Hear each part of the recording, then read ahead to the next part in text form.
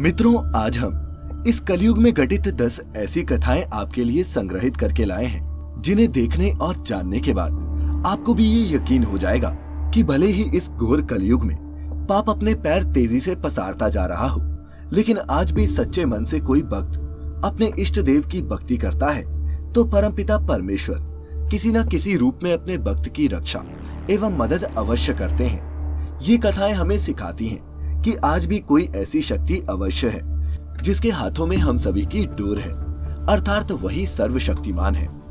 नमस्कार दर्शकों, कलयुग की कथाओं के अध्याय 1 से 10 के इस संग्रहण और द डिवाइन टेल्स पर आपका हार्दिक स्वागत है। अध्याय 1। एक नगर में भगवान शिव का भव्य मंदिर था, जहां हर वर्ष दूर दूर से भक्तजन शिव जी के दर्शन के लिए आते रहते थे। श्रावण का महीना था।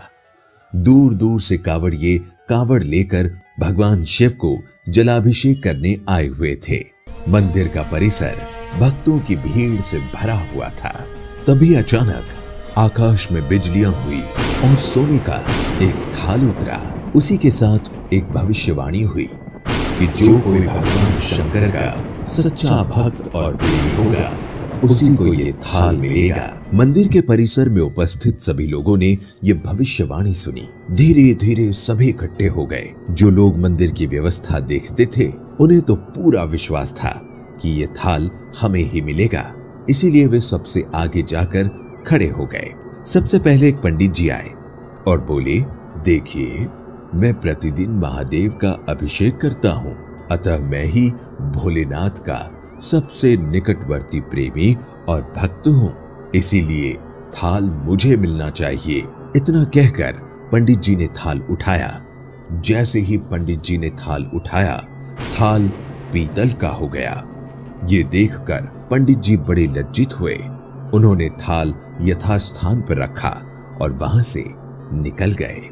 इसी प्रकार वहां उपस्थित सभी पंडितों ने खुद को आजमाया, लेकिन शायद उनमें से कोई भी सच्चा भक्त नहीं था। उन्हें भी थाल यथास्थान पर रखकर चले जाना पड़ा।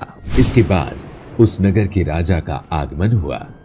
जब राजा आगे आए और बोले, मैंने महादेव के मंदिर में बड़ी भारी दान दक्षिणा दी है, इसीलिए ये थाल मुझे मिलना चाहिए। इतना कहकर राजा साहब आगे बढ़े और थाल उठाया।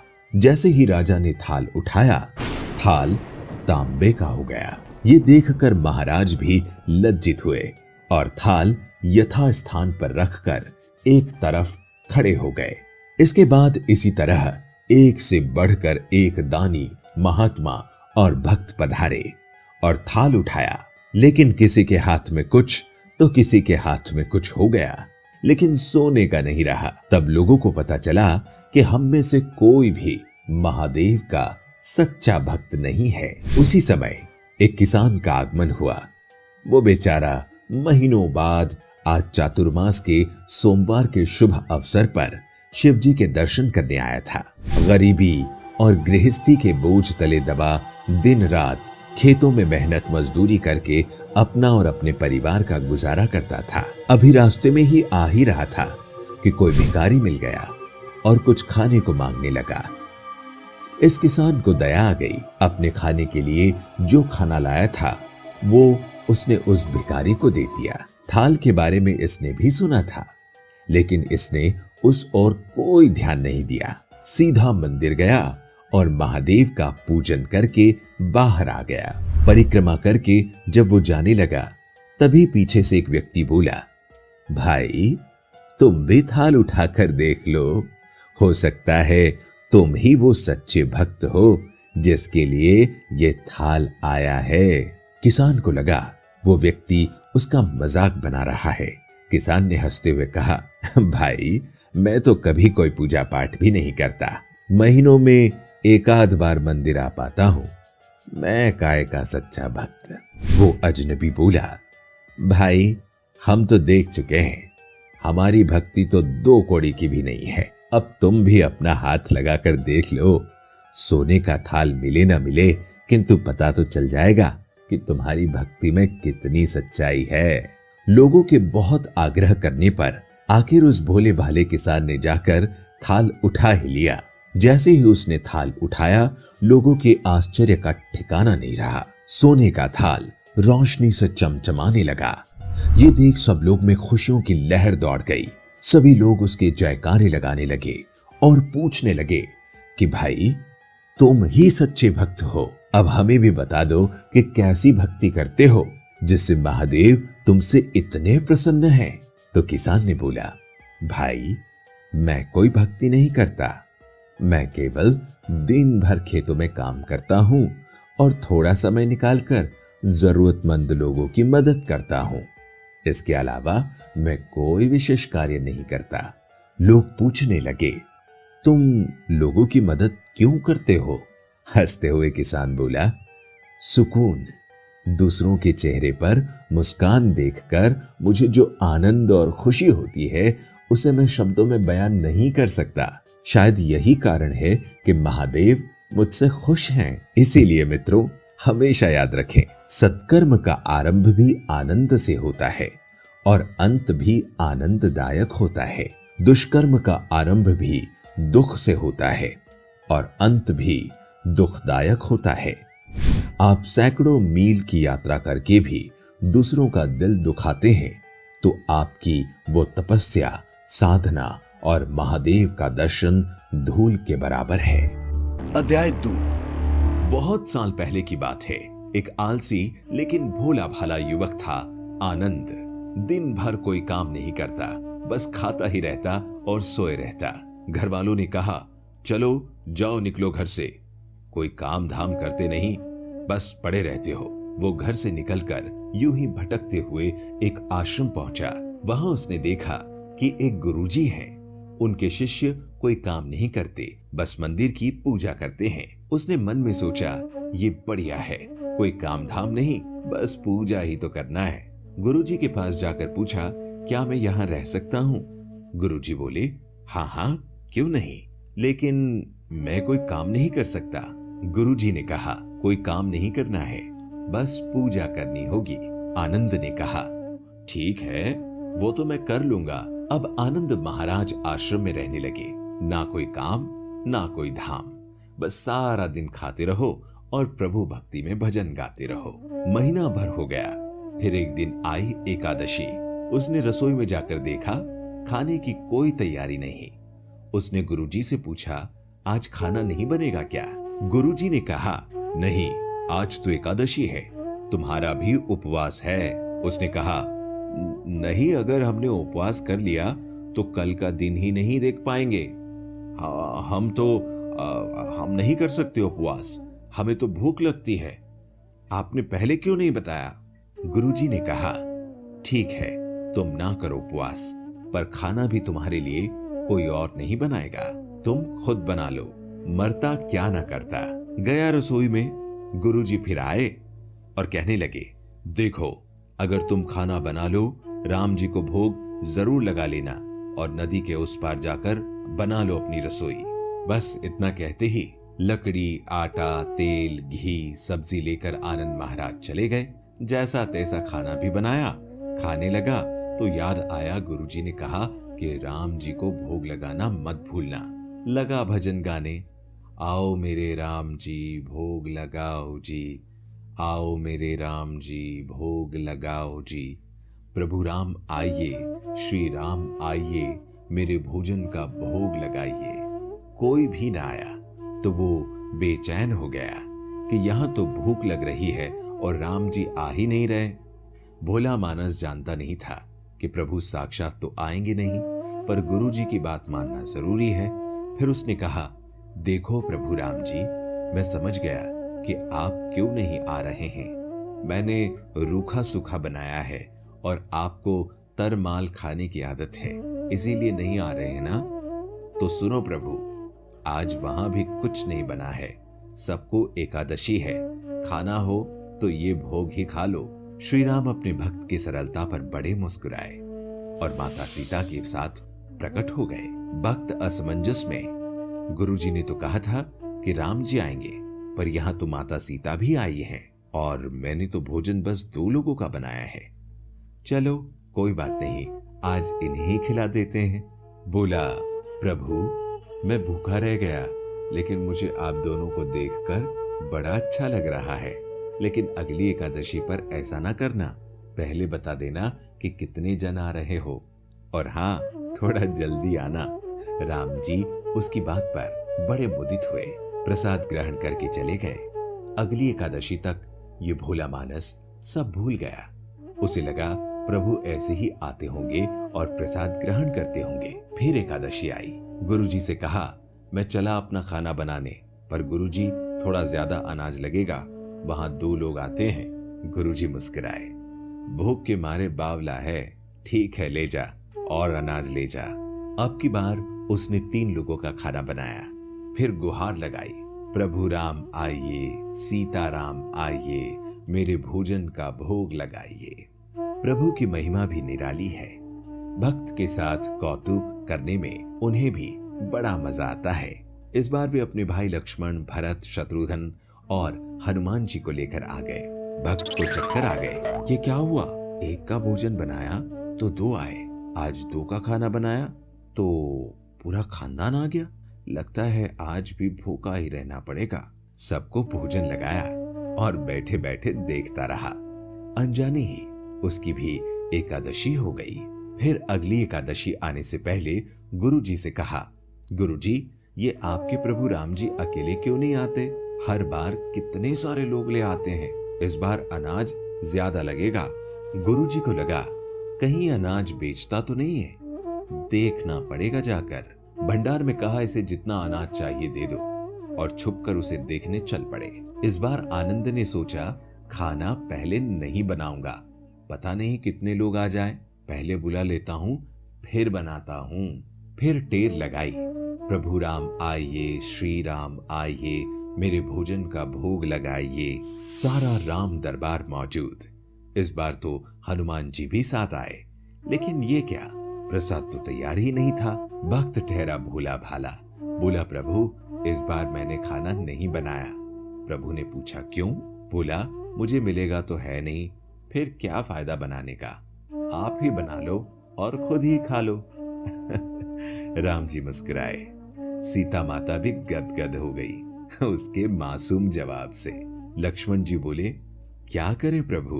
प्रभु बोले, भक्त की इच्छा है तो पूरी तो करना ही पड़ेगी, चलो लग जाओ काम से। लक्ष्मण जी ने लकड़ी उठाई, माता सीता आटा सानने लगी। भक्त एक तरफ बैठकर देखता रहा। माता सीता रसोई बना रही थी तो कई ऋषि मुनि, यक्ष, गंधर्व प्रसाद देने आने लगे। इधर गुरुजी ने देखा खाना तो बना नहीं, भक्त एक कोने में बैठा है। पूछा, बेटा क्या बात है, खाना क्यों नहीं बनाया?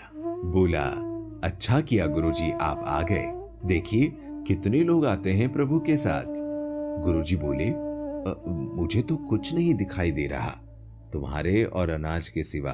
भक्त ने माथा पकड़ लिया, एक तो इतनी मेहनत करवाते हैं प्रभु, भूखा भी रखते हैं और ऊपर से गुरुजी को दिख भी नहीं रहे, ये और बड़ी मुसीबत है। प्रभु से कहा, आप गुरुजी को क्यों नहीं दिख रहे हैं? प्रभु बोले, मैं उन्हें नहीं देख सकता। आनंद बोला, क्यों? वे तो बड़े पंडित हैं, ज्ञानी हैं, विद्वान हैं, उन्हें तो बहुत कुछ आता है, उनको क्यों नहीं दिखते आप? प्रभु बोले, माना कि उनको सब आता है, पर वे सरल नहीं है तुम्हारी तरह, इसीलिए उनको नहीं दिख सकता। आनंद ने गुरुजी से कहा, गुरुजी प्रभु कह रहे हैं आप सरल नहीं हैं, इसीलिए आपको नहीं दिखेंगे।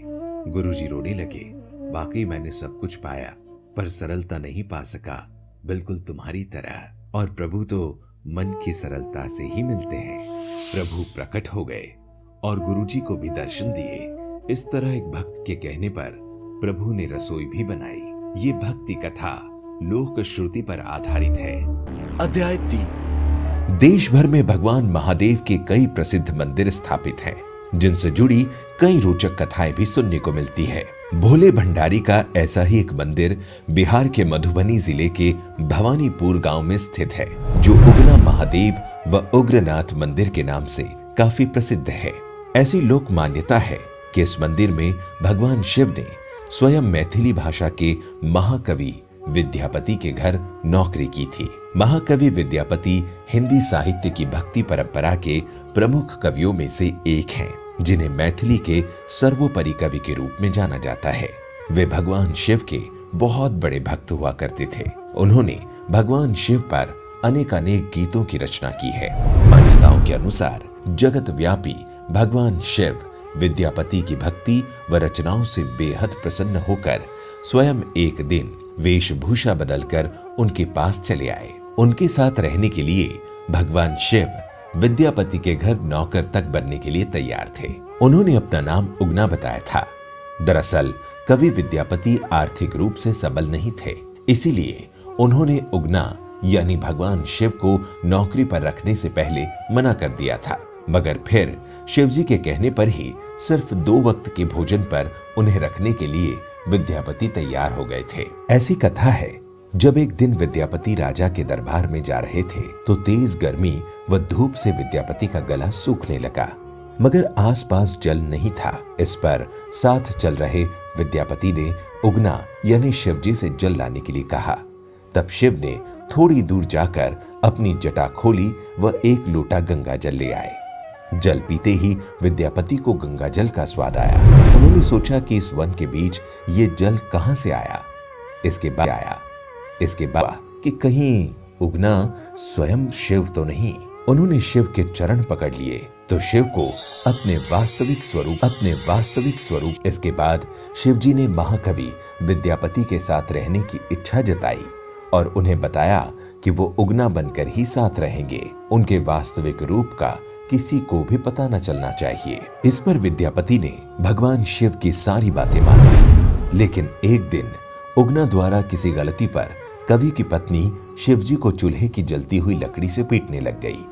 उसी समय विद्यापति वहां आ गए और उनके मुख से निकल गया कि ये तो साक्षात भगवान शिव हैं और तुम इन्हें मार रही हो। मगर विद्यापति के मुख से जैसे ही ये बात निकली तो भगवान शिव अंतर्ध्यान हो गए। इसके बाद अपनी भूल पर पछताते हुए कवि विद्यापति वनों में शिवजी को खोजने लगे। अपने प्रिय भक्त की ऐसी दशा देखकर भगवान उनके समक्ष प्रकट हुए और उन्हें समझाया कि मैं अब तुम्हारे साथ नहीं रह सकता, परंतु उगना के रूप में जो तुम्हारे साथ रहा उसके प्रतीक चिन्ह के रूप में अब मैं शिवलिंग के रूप में तुम्हारे पास विराजमान रहूंगा। इसके बाद से ही उस स्थान पर स्वयं भू शिवलिंग प्रकट हो गया। इस समय जो आप मंदिर देखते हैं उसका निर्माण साल 1932 में हुआ है। इसके अलावा बताया जाता है कि 1934 के भूकंप में मंदिर को कोई भी नुकसान नहीं आया था। हालांकि आज मंदिर का परिसर काफी भव्य बना दिया गया है। अगर मौका लगे तो आप भी उगना महादेव मंदिर जाकर भगवान भोलेनाथ के दर्शन जरूर कीजिएगा। अध्याय 4। इस सीरीज में इस बार हम ऐसे एक महान कृष्ण भक्त की कहानी बता रहे हैं जो धर्म से तो मुस्लिम थे, लेकिन उनमें हरि भक्ति ऐसी थी जो बड़े बड़े ऋषि मुनियों में भी दुर्लभ थी। वर्तमान के बांग्लादेश के यशोहर जिले में एक छोटा सा गांव बूडन था। इसी गांव में एक गरीब मुस्लिम परिवार रहता था। इसी परिवार में हरिदास खां का जन्म हुआ था। पूर्व जन्म के संस्कार ही थे कि बाल्यकाल से ही हरिदास की श्रद्धा हरि नाम जपने में थी। किशोर होते ही उन्होंने वैराग्य ले लिया, गृह त्याग कर दिया और वन ग्राम के समीप जंगल में कुटी बनाकर रहने लगे। हरिदास खान बड़े ही शांति प्रिय व धैर्यवान साधु थे। क्षमा उनका गुण था तो निर्भयता उनका आभूषण थी। उनकी आवाज में बड़ा ही माधुर्य था। वो प्रतिदिन 3 लाख हरि नाम का जाप करते थे। जाप भी उच्च आवाज में करते थे। किसी ने उनसे जोर जोर से जाप करने का कारण पूछा। महाराज, क्या भगवान को कम सुनाई देता है जो आप इतने उच्च स्वर में जाप करते हैं, या कोई अन्य कारण है? भक्त, ये हरिनाम बड़ा ही अलौकिक है। इसका श्रवण मात्र ही प्राणी को इस नरक से मुक्त कर देता है। मैं इसी कारण जाप उच्च स्वर में करता हूँ कि इस निर्जन वन में जितने भी जीव जंतु हैं, वातावरण में कितने ही प्रकार के अदृश्य कीट पतंगे हैं, ये सब इसका श्रवण करें। और भव से पार हो जाएं। हरिदास जी बोले। उनकी बात से वो व्यक्ति संतुष्ट हो गया। उनकी ख्याति बढ़ती जा रही थी। कितने ही लोग अपना आदर्श मानकर उनके भगवत भक्त हो गए। उनकी ख्याति से कुछ लोग चिढ़ते भी थे, जिनमें रामचंद्र खां नाम का एक जमींदार था। उसने उनकी साधना और कीर्ति को नष्ट करने का षड्यंत्र रचा और एक वैश्या को धन का लालच दिया। वैश्या तो धन की दीवानी थी ही, उसने तत्काल सहमति दे दी।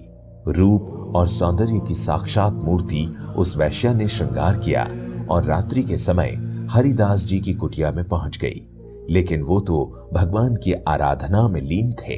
उनका मनोहर रूप देखकर वैश्या उन पर आसक्त हो गई। एक तो उसका उद्देश्य भी ऐसा ही था, दूसरे हरिदास जी की तेजस्वी मुख मुद्रा से उसके मन में काम का विकार आ गया। वो निर्लज होकर निर्वस्त्र हो गई और रात भर उनके साथ कुछ चेष्टाएं करने का प्रयास करती रही। रात्रि भर वो वैश्या हरिदास जी की समाधि भंग करने का प्रयास करती रही, परंतु सफल न हो सकी। प्रातः काल होने पर उसने अपने वस्त्र पहने और चलने को तैयार हुई। देवी, क्षमा चाहता हूँ, समाधिस्थ होने के कारण मैं आपसे बातें न कर सका। आप किस प्रयोजन से आई थी? वो मुस्कुराकर चली गई। 3 रात लगातार वो अपने प्रयास में विफल रही। वो साधु किंचित मात्र भी अपने तप से नहीं टिका था, जबकि उस वैश्या के कानों में निरंतर हरिनाम की आवाज गूंजने से उसका अंतकरण शुद्ध हो गया था। वो चौथी रात्रि भी आई। हरिदास जी उस वक्त भी पूर्ण भाव से भगवत भजन में लीन थे। इतने लीन थे कि उनकी आंखों से अश्रुधारा बह रही थी। वैश्या को आत्मग्लानि हो उठी। ये साधारण साधु नहीं है। वो सोचने लगी, जो मुझ जैसी परम सुंदरी की उपस्थिति का आभास तक नहीं करता, वो अपनी ही धुन में लीन रहता है, तो निश्चय ही इसे किसी अलौकिक आनंद की प्राप्ति हो रही है। अवश्य ही इसे कोई अन्य ऐसा आनंद प्राप्त है जिसके समक्ष संसार के सब रूप इसके सामने फीके लगते हैं। वैश्या उसे पथ भ्रष्ट करने आई थी और स्वयं ही सदमार्ग पर चल पड़ी। उसे हरिदास जी ने दीक्षित करके तपस्विनी बना दिया। उन्होंने उस स्थान को उसे ही सौंपा और स्वयं हरिनाम प्रचार करने चल पड़े। वैश्या उसी कुटिया में हरिनाम गाने लगी। ये साधु संग और हरिनाम श्रवण का प्रताप था कि वो वैश्या भी आगे चलकर भगवान की परम भक्त बनी। हरिदास वहां से चलकर शांतिपुर पहुंचे। शांतिपुर में मुस्लिम शासक था। उस धर्माध शासक के फतवे से हिंदुओं को अपना धर्माचरण करना कठिन हो रहा था। ऐसे में हरिदास जी मुस्लिम होकर भी हिंदू आचरण करते हरिनाम लेते थे। कुछ मुस्लिम अधिकारियों को ये बात बुरी लगी। उन्होंने बादशाह को ये बात बढ़ा चढ़ाकर बताई। बादशाह के तत्काल हरिदास जी की गिरफ्तारी का हुक्म दिया। उन्हें पकड़कर जेल में डाल दिया गया। ये खबर आग की तरह हरिदास जी के भक्तों में फैली। सब बड़े दुखी हुए और ऐसे अन्यायी बादशाह की सर्वत्र भर्त्सना होने लगी। इधर हरिदास जी जेल में भी हरिनाम जाप करते रहे। जेल के अन्य बंदी भी उनके भक्त हो गए। स्थिति काबू से बाहर होती देखकर अधिकारियों ने मुकदमा चलाया। उन्हें अदालत में काजी के सामने लाया गया। हरिदास, तुम बड़े भाग्यों से तो मुसलमान के घर में जन्मे, फिर भी काफिरों के देवता का नाम लेते हो, उन्हीं जैसा आचरण करते हो। हम तो हिंदू के घर का पानी भी नहीं पीते। ये महापाप तुम ना करो, इसके लिए तुम्हें जहन्नुम की आग में झुलसना होगा। अब तुम कलमा पढ़ लो तो तुम पाक हो जाओगे। हे काजी साहब, इस संसार का मालिक एक है। उसकी दृष्टि में तनाव की अलग अलग कौम नहीं है। हमने ही उसे बांट रखा है। उसी हरि ने प्रत्येक मानव को यह अधिकार दिया है कि वो चाहे जिस नाम से उसकी आराधना कर सकता है। जब उसे अल्लाह, भगवान या जो भी नाम दे, उसकी दृष्टि में मैं अपराधी नहीं हूँ। तो आपके अनुसार मैं कैसे अपराधी हुआ? ये अपराध है, इसकी तुम्हें सख्त सजा मिलेगी। काजी बोला, ये काफिर है। इसे इसके गुनाह के लिए 22 बाजारों में घुमाया जाए और इसे इतने बेत लगाए जाए कि इसकी सांसें इसका साथ छोड़ दे। क्रोध में उन्हें सजा सुना दी गई। हुक्म की तालीम हुई। हरिदास जी को घुमाते हुए बाजारों में बेत लगाए जाने लगे। हरि नाम में लीन उन्होंने अपने प्राण को केंद्र में स्थिर कर लिया। बेतों की मार से उनके मुख से उफ तक नहीं निकली। मारने वाले थक गए, परंतु पीटने वाला अडिग रहा। क्योंकि उन्होंने अपने प्राण केंद्र में स्थिर किए हुए थे, इसीलिए सिपाहियों ने उन्हें मरा जानकर गंगा में फेंक दिया। परंतु जिसके जीवन की डोरी स्वयं जगन्नाथ ने पकड़ी है, उसे कौन मार सकता है। वे चेतन होकर जीवित गंगा से निकल आए। अधिकारियों ने जब ये सुना तो भयभीत होकर हरिदास जी के पास पहुंचकर और उनके चरण पकड़ लिए। संत ने उन्हें माफ किया और हरि नाम का जाप करते करते वहां से चले गए। अध्याय 5। हिमाचल में कांगड़ा से 30 किलोमीटर दूर स्थित है ज्वाला देवी का मंदिर। इसे जोतावाली माता का मंदिर भी कहा जाता है। यहाँ पर पृथ्वी के गर्भ से 9 अलग अलग जगह से ज्वाला निकल रही है, जिसके ऊपर ही मंदिर बना दिया गया है।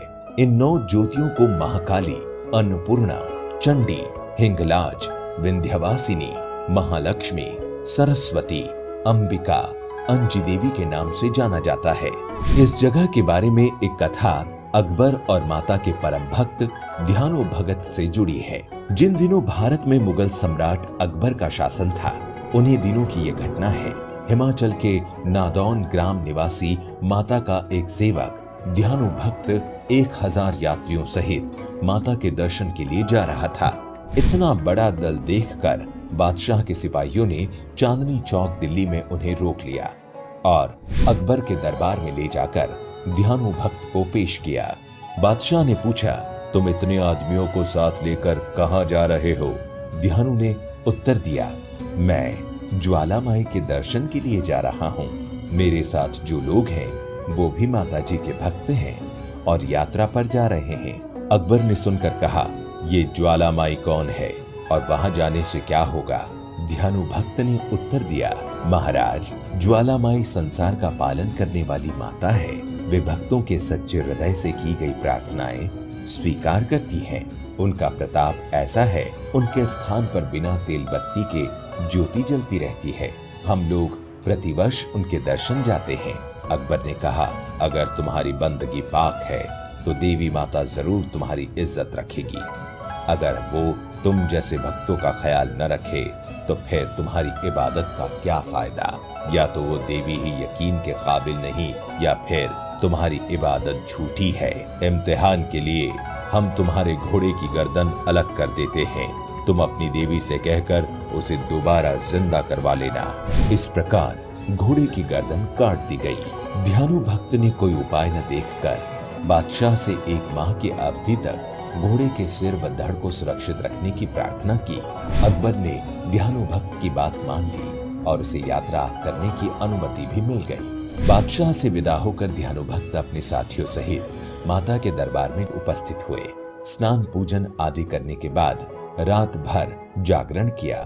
प्रातःकाल आरती के समय हाथ जोड़कर ध्यानु ने प्रार्थना की कि हे मातेश्वरी, आप तो अंतर्यामी हैं। बादशाह मेरी भक्ति की परीक्षा ले रहे हैं। मेरी लाज रखना, मेरे घोड़े को अपनी कृपा व शक्ति से जीवित कर देना। ये कहते ही अपने भक्त की लाज रखते हुए मां ने घोड़े को फिर से जिंदा कर दिया। ये सब कुछ देखकर बादशाह अकबर हैरान हो गए। उसने अपनी सेना बुलाई और खुद मंदिर की तरफ चल पड़ा। वहां पहुंचकर फिर उसके मन में शंका हुई। उसने अपनी सेना से मां की ज्योतियों को बुझाने के लिए अकबर नहर बनवाया, लेकिन मां के चमत्कार से ज्योतियां नहीं बुझ पाई। इसके बाद अकबर मां के चरणों में पहुंचा, लेकिन उसको अहंकार था कि उसने 1.25 मन यानी 50 किलो सोने का छत्र हिंदू मंदिर में चढ़ाया है, इसलिए ज्वाला माता ने वो छत्र कबूल नहीं किया। इसे लोहे का बना दिया और उसे खंडित कर दिया। आप आज भी वो बादशाह अकबर का छत्र ज्वाला देवी के मंदिर में देख सकते हैं। जब मां ने अकबर का घमंड दूर कर दिया था, तब अकबर ने भी मां के भक्तों के लिए वहां सराय बनवाए। अगर घोड़े का सर नहीं जुड़ा होता तो अकबर जैसा शहंशाह दिल्ली से हिमाचल प्रदेश क्यों जाता? अध्याय 6। ये कथा हमारे देश की साक्षी गोपाल नामक एक मंदिर से जुड़ी हुई है। कथा के अनुसार एक बार 2 ब्राह्मण वृंदावन की यात्रा पर निकले। उनमें से एक वृद्ध था और दूसरा जवान था। मार्ग लंबा और कठिन था, जिस वजह से उन दोनों यात्रियों को यात्रा के दौरान कई कष्टों का सामना करना पड़ा। उस समय आज के जैसे रेलगाड़ियों और बसों की सुविधा उपलब्ध नहीं थी। यात्रा के दौरान युवा ब्राह्मण ने वृद्ध व्यक्ति की खूब मदद की, जिस वजह से वृंदावन पहुंचकर उस वृद्ध ब्राह्मण ने कृतज्ञता जताते हुए कहा कि हे युवक, तुमने मेरी खूब सेवा की है, मैं तुम्हारा अत्यंत कृतज्ञ हूं। इस सेवा के बदले मैं तुम्हें पुरस्कार देना चाहता हूं। पर उस युवा ब्राह्मण ने पुरस्कार लेने से मना कर दिया, जिसके बाद भी वृद्ध व्यक्ति हठ करने लगा। फिर उस वृद्ध व्यक्ति ने अपनी जवान पुत्री का विवाह उस ब्राह्मण युवक से करने का वचन दिया। ब्राह्मण युवक ने वृद्ध व्यक्ति को समझाया कि ऐसा नहीं हो सकता, क्योंकि आप बहुत अमीर हैं और मैं तो बहुत ही गरीब ब्राह्मण हूं। फिर भी वृद्ध व्यक्ति अपनी हठ पर अड़ा रहा और फिर कुछ दिन तक वृंदावन रहने के बाद दोनों घर लौट आए। वृद्ध व्यक्ति ने सारी बातें घर पर आकर बताई कि उसने अपनी बेटी का विवाह एक ब्राह्मण से तय कर दिया है, पर पत्नी को यह सब मंजूर नहीं था। उस वृद्ध पुरुष की पत्नी ने कहा, यदि आप मेरी पुत्री का विवाह उस युवक से करेंगे तो मैं आत्महत्या कर लूंगी। कुछ समय व्यतीत होने के बाद ब्राह्मण युवक को चिंता होने लगी कि वृद्ध अपने वचन को पूरा करेगा या नहीं। फिर ब्राह्मण युवक से रहा न गया और उसने वृद्ध ब्राह्मण के पास जाकर उसको अपना वचन याद करवाया। वो वृद्ध पुरुष मौन रहा और उसे डर था कि अगर वो अपनी बेटी का विवाह इससे करवाता है तो उसकी पत्नी अपनी जान दे देगी, और वृद्ध पुरुष ने कोई उत्तर नहीं दिया। तब ब्राह्मण युवक उसे उसका दिया हुआ वचन याद करवाने लगा। तभी वृद्ध ब्राह्मण के बेटे ने उस ब्राह्मण युवक को यह कहकर घर से निकाल दिया कि तुम झूठ बोल रहे हो, तुम मेरे पिता को लूटने के लिए आए हो। फिर ब्राह्मण युवक ने कहा कि ये सारे वचन तुम्हारे पिताजी ने शिव विग्रह के सामने दिए थे। तब वृद्ध व्यक्ति का ज्येष्ठ पुत्र, जो भगवान को नहीं मानता था, युवक को कहने लगा, अगर तुम कहते हो भगवान इस बात के साक्षी हैं, तो यही सही। अगर भगवान प्रकट होकर ये साक्षी दें कि मेरे पिता ने वचन दिया है, तो तुम मेरी बहन के साथ विवाह कर सकते हो। तब युवक ने कहा, हाँ, मैं भगवान श्री कृष्ण से कहूंगा कि वे साक्षी के रूप में आए। उसे भगवान श्री कृष्ण पर पूरा विश्वास था कि भगवान श्री कृष्ण उसके लिए वृंदावन से जरूर आएंगे। फिर अचानक वृंदावन के मंदिर की मूर्ति से आवाज सुनाई दी कि मैं तुम्हारे साथ कैसे चल सकता हूं, मैं तो मात्र एक मूर्ति हूं। तब उस युवक ने कहा कि अगर मूर्ति बात कर सकती है तो साथ भी चल सकती है। तब भगवान श्री कृष्ण ने युवक के समक्ष एक शर्त रख दी कि तुम मुझे किसी भी दिशा में ले जाना, मगर तुम पीछे पलट कर नहीं देखोगे। तुम सिर्फ मेरे नुपुरों की ध्वनि से ये जान सकोगे कि मैं तुम्हारे पीछे आ रहा हूं। युवक ने उनकी बात मान ली और वो वृंदावन चल पड़े। जिस नगर में जाना था वहां पहुंचने के बाद युवक को नुपुरों की ध्वनि आना बंद हो गई। युवक ने धैर्य न धारण कर सकने के कारण पीछे मुड़कर देख लिया। मूर्ति वहीं पर स्थिर खड़ी थी। अब मूर्ति आगे नहीं चल सकती थी, क्योंकि युवक ने पीछे मुड़कर देख लिया था। वो युवक दौड़कर नगर पहुंचा, सब लोगों को इकट्ठा करके कहने लगा कि देखो, भगवान श्री कृष्ण साक्षी रूप में आए हैं। लोग स्तंभित थे कि इतनी बड़ी मूर्ति इतनी दूरी से चलकर कैसे आई। फिर भगवान श्री कृष्ण की मूर्ति ने सबके सामने ब्राह्मण युवक की गवाही दी। उसके बाद वृद्ध ब्राह्मण की पुत्री के साथ उसका विवाह संपन्न हुआ। विवाह के बाद उस युवा ब्राह्मण ने श्री विग्रह के सम्मान में उस स्थल पर एक मंदिर बनवा दिया, और आज भी लोग इस मंदिर में साश्री गोपाल की पूजा करते हैं। अध्याय 7। मध्य प्रदेश के आगर मालवा के बैजनाथ महादेव का मंदिर प्रसिद्ध है। कथा उस समय की है जब भारत में अंग्रेजों का शासन था। कर्नल मार्टिन एक बार शत्रु सेना से घिर गए थे। तब स्वयं महादेव उनके प्राण बचाने आए थे। 1879 में अंग्रेज सेना और अफगानों के बीच लड़ाई चल रही थी। अंग्रेज सेना की ओर से कर्नल मार्टिन को युद्ध की जिम्मेदारी सौंपी गई। मार्टिन अफगानिस्तान चले गए। उस समय जल्द संदेश भेजने के लिए कोई साधन नहीं थे। पत्र ही समाचार जानने का जरिया था। लेकिन युद्ध के हालात में पत्र भेजना खतरे से खाली नहीं था। उस समय भी मार्टिन रोज पत्र लिखते और अपनी कुशलता का समाचार परिजनों तक बताते। कुछ दिन तक उनके पत्र नियमित आते रहे, लेकिन एक दिन पत्र नहीं आया। फिर तो कुछ दिनों तक मार्टिन का कोई समाचार नहीं मिला। उनके परिजन पत्र का इंतजार कर रहे थे। मन में अनेक आशंकाएं पैदा हो रही थी। एक दिन की बात है, कर्नल मार्टिन की पत्नी कहीं जा रही थी। रास्ते में बैजनाथ महादेव का मंदिर था। उस समय लोग भगवान की आरती कर रहे थे। वे मंदिर में गई और वहां पुजारियों से पूजा करने के बारे में पूछने लगी। मंदिर के पुजारी ने कहा, ये भगवान शिव हैं, इनके लिए कुछ भी असंभव नहीं है, ये सब कुछ कर सकते हैं। भक्त का संकट कैसा भी क्यों न हो, ये उसे दूर करने की शक्ति रखते हैं। मार्टिन की पत्नी को आश्चर्य हुआ और मन में एक शक्ति का एहसास भी हुआ। वो बोली, मेरे पति युद्ध भूमि में है, न जाने अफगानिस्तान में कैसे हालात होंगे। मेरे मन में कई आशंकाएं पैदा हो रही है। ये कहते हुए उनकी आंखों में आंसू आ गए। ये देख पुजारी ने उन्हें दिलासा देते हुए कहा, आप धैर्य रखें, भगवान शिव को अपनी पीड़ा बताइए, वे जरूर आपकी मदद करेंगे। श्रीमती मार्टिन ने हाथ जोड़कर भगवान भोलेनाथ से आशीर्वाद मांगा। पुजारियों ने भी उनके पति के लिए प्रार्थना की तथा अनुष्ठान शुरू किया। अनुष्ठान के समापन दिवस पर डाकिया एक पत्र लेकर आया। श्रीमती मार्टिन के मन में पुनः आशंकाएं उत्पन्न होने लगी। उन्होंने लिफाफा खोला। ये उनके पति का पत्र था। उन्होंने लिखा था, हमारी सेना युद्ध कर रही थी, हालात बहुत खराब थे। एक दिन हमें पठानों ने घेर लिया। मुझे महसूस हुआ कि आज जीवन का अंतिम दिन है। मेरे कई सैनिक शहीद हो चुके थे, मृत्यु निकट थी। मैंने आंखें बंद कर भगवान को याद किया। इतने में न जाने कहां से एक व्यक्ति आया। उसके बड़े बड़े बाल थे। उसने हाथ में कोई नोकदार हथियार ले रखा था। उसे देखते ही पठान भागने लगा। इस तरह मेरे प्राण बचे। उस व्यक्ति ने मुझे दिलासा दी कि घबराओ नहीं, मैं तुम्हारे लिए ही आया हूं। पत्र पढ़कर श्रीमती मार्टिन का भगवान शिव पर विश्वास दृढ़ हो गया। कुछ दिनों बाद जब कर्नल मार्टिन को सकुशल भारत आ गए, उन्होंने घटनाएं विस्तार से बताई। किसी अंग्रेज का भगवान शिव पर ऐसा विश्वास लोगों के लिए आश्चर्य का विषय था। बाद में कर्नल ने पूरे शहर में से चंदा इकट्ठा किया और खुद की ओर से राशि मिलाकर भगवान शिव के मंदिर का जीर्णोद्धार करवाया। आज भी लोग यहाँ भगवान भोलेनाथ के दर्शन के लिए आते हैं। उन अंग्रेज दंपत्ति की शिव भक्ति को भी लोग नमन करते हैं। ये वर्ष 1883 की बात है। उस जमाने में मंदिर पर 15,000 रुपए का खर्चा आया था। मंदिर के पास एक शिलालेख लगा है जिस पर उक्त घटना का उल्लेख है। अध्याय 8। एक गांव में एक गरीब ब्राह्मण रहता था जो भगवान शिव का परम भक्त था।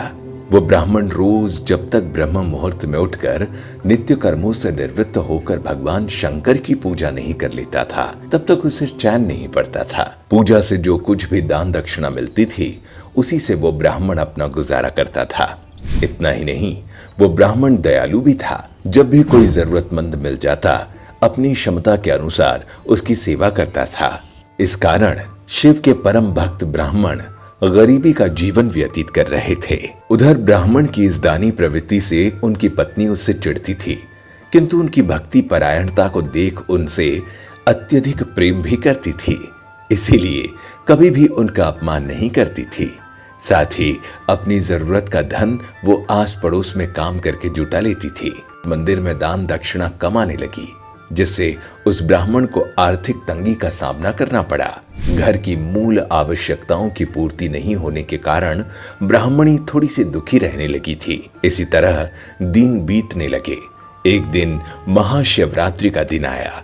उस दिन भी ब्राह्मण हमेशा की तरह ब्रह्म मुहूर्त में उठकर नित्य कर्मों से निवृत्त होने के लिए नदी की ओर चल दिए। सौभाग्यवश उसी समय उस रास्ते से माता पार्वती और शिव जी कहीं जा रहे थे। तभी अचानक से माता पार्वती की नजर उस ब्राह्मण पर पड़ी। आज ब्राह्मण महाशिवरात्रि को लेकर उतने उत्साहित नहीं थे जितने कि अक्सर हुआ करते थे। उसकी उदासी देखकर पार्वती जी सब कुछ समझ गई और शिवजी से बोली, हे स्वामी, ये ब्राह्मण प्रतिदिन आपकी उपासना करता है, फिर भी आपको इसकी चिंता नहीं है। माता पार्वती की बात सुनकर शिवजी मुस्कुराए और बोले, देवी, अपने भक्तों की चिंता मैं नहीं करूंगा तो कौन करेगा। जिस पर माता ने शिवजी से कहा, पर स्वामी, आपने अब तक उसकी सहायता क्यों नहीं की। ये सुन भगवान शिव ने कहा, देवी, आप निश्चिंत रहिए। अब तक उसने जितने बिल्वपत्र शिवलिंग पर चढ़ाए हैं, वही बिल्वपत्र आज रात्रि में उसे धनवान बना देगा। इसके बाद पार्वती जी और शिव जी वहां से आगे बढ़ गए, किंतु संयोग से उसी समय उस राह से एक व्यापारी गुजर रहा था। उसने छुपकर शिव पार्वती की सारी बातें सुन ली। उसके बाद उसने सोचा कि अगर बिल्वपत्र से ब्राह्मण धनवान हो सकता है तो फिर मैं क्यों नहीं। यही सोच वो ब्राह्मण के घर पहुंच गया और ब्राह्मण से बोला, पंडित जी, आपने अब तक जितने भी बिल्वपत्र पूजन में चढ़ाए हैं वो सब मुझे दे दीजिए, बदले में मैं आपको 100 स्वर्ण मुद्राएं दूंगा। व्यापारी की बात सुनकर ब्राह्मण ने अपनी पत्नी से पूछा तो वो बोली, पुण्य का दान ठीक तो नहीं, किंतु दे दीजिए, हमें धन जरूरत है। पत्नी के कहने पे ब्राह्मण ने सारे बिलपत्र बोरे में भरकर सेठ जी को दे दिए। जिसके बाद बिलपत्रों का बोरा लेकर सेठ जी मंदिर पहुंचे और शिवलिंग पर चढ़ाकर वहीं बैठ गया और धनपति बनने का इंतजार करने लगा। इंतजार करते करते सेठ जी को आधी रात हो गई।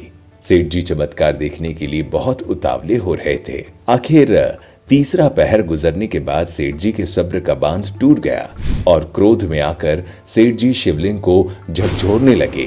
तब एक चमत्कार हुआ। सेठ जी के हाथ शिवलिंग से ही चिपक गए। उन्होंने बहुत प्रयास किया किंतु हाथ हिले तक नहीं। थक हार कर सेठ जी शिव जी से क्षमा याचना करने लगे। तब भगवान शिव ने सेठ से कहा, लोभी सेठ, जिस ब्राह्मण से तूने ये बिलपत्र खरीदे हैं उसे 1000 स्वर्ण मुद्राएं जाकर दे आओ, तभी तेरे हाथ खुलेंगे। प्रातः काल जब ब्राह्मण पूजन के लिए आए तो देखा कि सेठ का हाथ शिवलिंग से चिपका हुआ है और वो रो रहा है। उन्होंने पूछा तो सेठ बोला, पंडित जी, शीघ्रता से मेरे बेटे को 1000 स्वर्ण मुद्राएं लेकर मंदिर आने को कहिए। ब्राह्मण ने सेठ के बेटे को बुलाया और सेठ ने वो स्वर्ण मुद्राएं ब्राह्मण को दे दिया, जिसके बाद वो मुक्त हो गया। अब पार्वती जी शिव जी से पूछती है, हे नाथ, आपने अब तक अपने भक्त को कोई धन नहीं दिया। शिव जी बोले, देवी, मेरे पास कहां धन है जो मैं दूंगा, किंतु मेरा भक्त अब गरीब नहीं है। अध्याय 9। 12वीं सदी में अक्का महादेवी नाम की एक शिव भक्त थी। वह शिव को अपना पति मानती थी। बालकाल से ही उन्होंने अपने आप को पूरी तरह से शिव के प्रति समर्पित कर दिया था। जब वो युवा हुई तो एक राजा की नजर उन पर पड़ी। वो इतनी खूबसूरत थी कि राजा ने महादेवी के माता पिता के सामने विवाह का प्रस्ताव रखा, पर उन्होंने इनकार कर दिया। फिर राजा ने उन्हें धमकाया तो हार कर महादेवी के माता पिता ने उनकी उस राजा से शादी कर दी।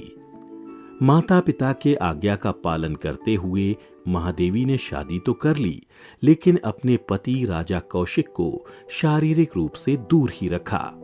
राजा उनसे कई तरीकों से प्रेम निवेदन करता रहा, लेकिन हर बार वो एक ही बात कहती, मेरी शादी तो बहुत पहले शिव के साथ हो चुकी है।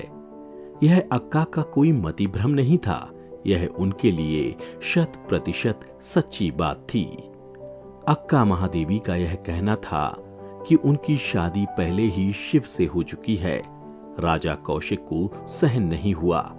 एक दिन राजा ने सोचा कि ऐसी पत्नी को रखने का कोई अर्थ ही नहीं है, मतलब नहीं है, और राजा परेशान रहने लगा। उसे समझ नहीं आ रहा था कि वह क्या करे। उसने अक्का को अपनी राजसभा में बुलाया और राजसभा से फैसला करने को कहा। जब सभा में अक्का से पूछा गया तो वह यही कहती रही कि उनके पति कहीं और हैं। राजा को गुस्सा आ गया, क्योंकि इतने सारे लोगों के सामने उसकी पत्नी कह रही थी कि उसका पति कहीं और है। 800 साल पहले किसी राजा के लिए यह सहन करना कोई आसान बात नहीं थी। समाज में ऐसी बातों का सामना करना आसान नहीं था। राजा ने कहा, अगर तुम्हारा विवाह किसी और के साथ हो चुका है तो तुम मेरे साथ क्या कर रही हो, चली जाओ। अक्का ने कहा, ठीक है, और वहां से चल पड़ी। भारत में उन दिनों किसी महिला के लिए यह सोचना भी दुश्वार था कि वह हमेशा के लिए अपने पति का घर छोड़कर जा सकती है, लेकिन अक्का वहां से चल पड़ी।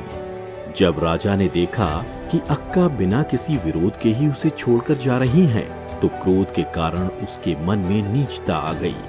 उसने कहा, तुमने जो कुछ भी पहना हुआ है, गहने, कपड़े, सब कुछ मेरा है, सब यहीं छोड़ दो और तब जाओ।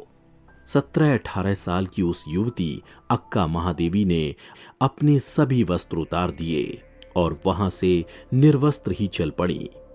उस दिन के बाद से उन्होंने वस्त्र पहनने से इनकार कर दिया। बहुत से लोगों ने उन्हें समझाने की कोशिश की कि उन्हें वस्त्र पहनने चाहिए क्योंकि इससे उन्हें ही परेशानी हो सकती है, लेकिन उन्होंने इस पर कोई ध्यान नहीं दिया। वो घने जंगलों से होते हुए कर्नाटक के विदार जिले के कल्याण पहुंची।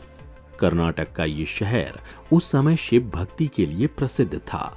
उसके बाद वो वहां आध्यात्मिक गोष्ठी के चर्चे में भाग लेने का प्रयास करने लगी।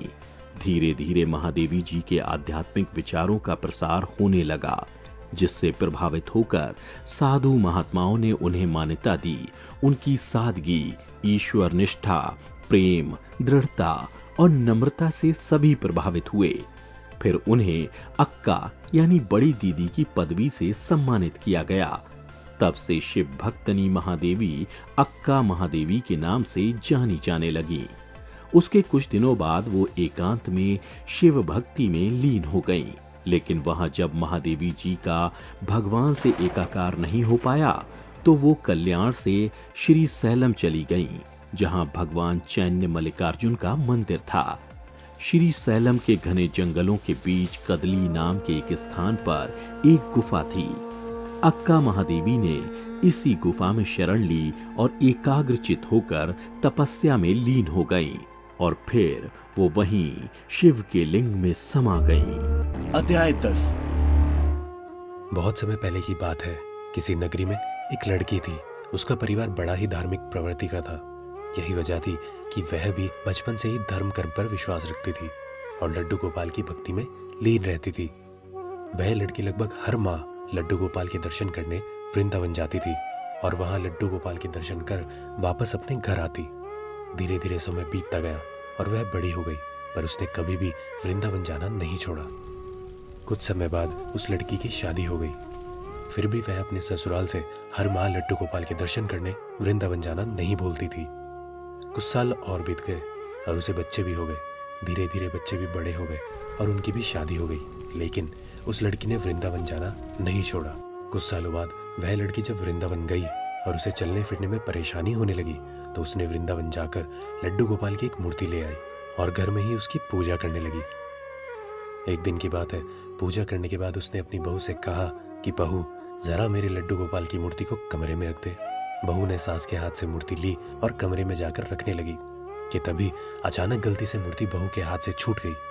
मूर्ति के गिरते ही बड़ी ही जोर की आवाज आई, जिसे सुन बुढ़िया माँ घबरा गई और जोर से चिल्लाने लगी, क्या हुआ बहू, क्या मेरी लड्डू गोपाल नीचे गिर गए? यह सुनकर बहू बोली, जी माँ जी, लड्डू गोपाल की मूर्ति गलती से मेरे हाथों से गिर गई। यह सुनकर बुढ़िया माँ और जोर से चिल्लाने लगी और रो रो कर कहने लगी, जाओ और डॉक्टर को जाकर बुला लाओ, मेरे लड्डू गोपाल को चोट लग गई होगी।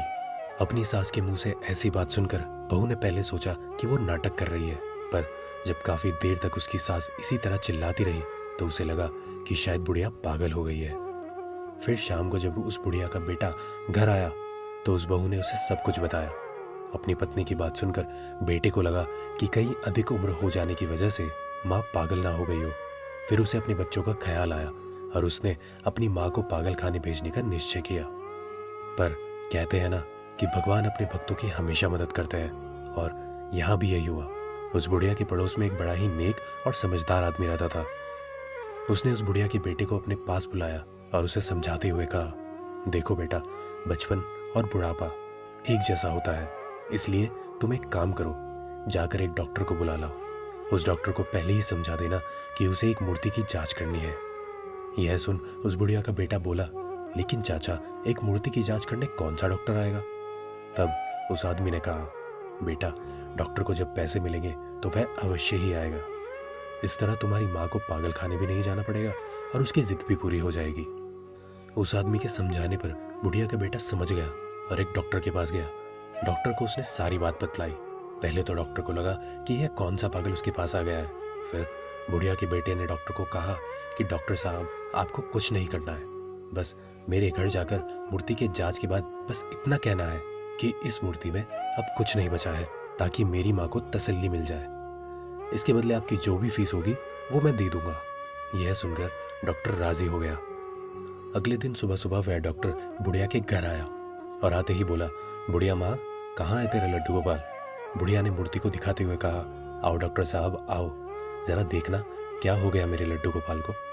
डॉक्टर दूर से ही बोला, बूढ़ी माँ, इसमें तो जान ही नहीं है, ये तो खत्म हो गई है। यह सुन बुढ़िया को गुस्सा आ गया। बुढ़िया ने डॉक्टर से पूछा, डॉक्टर तुझे कितने साल हो गए हैं डॉक्टरी करते हुए? डॉक्टर घबरा गया और बोला, 40 साल। पर क्यों? बुढ़िया ने कहा, 40 साल हो गए हैं डॉक्टरी करते हुए, पर अभी तक ये समझ नहीं आया कि मरीज को हाथ लगाए बिना उसकी बीमारी का पता नहीं चलता। यह सुन डॉक्टर को लगा कि शायद वो ज्यादा ही जल्दी अपना काम खत्म कर रहा है। उसने जाकर मूर्ति के हाथ की नब्ज देखी और कहा कि माँ, कुछ नहीं है तेरे लड्डू गोपाल में। बुढ़िया बोली, डॉक्टर सही से देख, ऐसा नहीं हो सकता। डॉक्टर ने इस बार मूर्ति के सीने पर हाथ लगाया और फिर बोला, माँ, अब कुछ नहीं है तेरी इस मूर्ति में, यह खत्म हो गई है। फिर भी उस बुढ़िया को विश्वास नहीं हुआ। उसने डॉक्टर से कहा, बेटा तुम लोगों के पास जो मशीन होती है जरा उससे चेक करके तो देखो। डॉक्टर समझ गया कि बुढ़िया माँ स्टेथोस्कोप की बात कर रही है। यह सुन उस डॉक्टर ने अपना स्टेथोस्कोप निकाला और उसे मूर्ति की छाती पर लगाया। मूर्ति में से जोर जोर से धक धक की आवाज आई। यह सुन डॉक्टर हैरान हो गया। उसे अपने कानों पर विश्वास ही नहीं हो रहा था। उसने बार बार चेक करा और हर बार धक धक की आवाज आई। उसके बाद उस डॉक्टर ने उस बुढ़िया के पैर पकड़ लिए और बोला, माँ, यह दुनिया जो तुझे पागल कहती है ना, असल में यह दुनिया ही पागल है, जो इस मूर्ति के पीछे छिपी तेरी भावना को नहीं देख सकी। इस मूर्ति में जान नहीं थी, यह तो तेरी श्रद्धा और भक्ति थी कि इस मूर्ति में भी जान आ गई। तो मित्रों, उम्मीद है कि आपको इन सभी धार्मिक कथाओं से कुछ न कुछ मार्गदर्शन अवश्य ही मिला होगा। ऐसी सभी आध्यात्मिक वीडियोस के लिए जुड़े आज ही हमारे साथ और सब्सक्राइब करें द डिवाइन टेल्स का यूट्यूब चैनल और लाइक करें हमारा फेसबुक पेज भी। इन कथाओं को अपने दोस्तों और सगे संबंधियों के साथ साझा करने के लिए इसे अभी फेसबुक या व्हाट्सएप पर शेयर करें। फिलहाल आज के लिए इतना ही। अब हमें इजाजत दीजिए और वीडियो पूरी देखने के लिए आपका तहे दिल से बहुत बहुत धन्यवाद।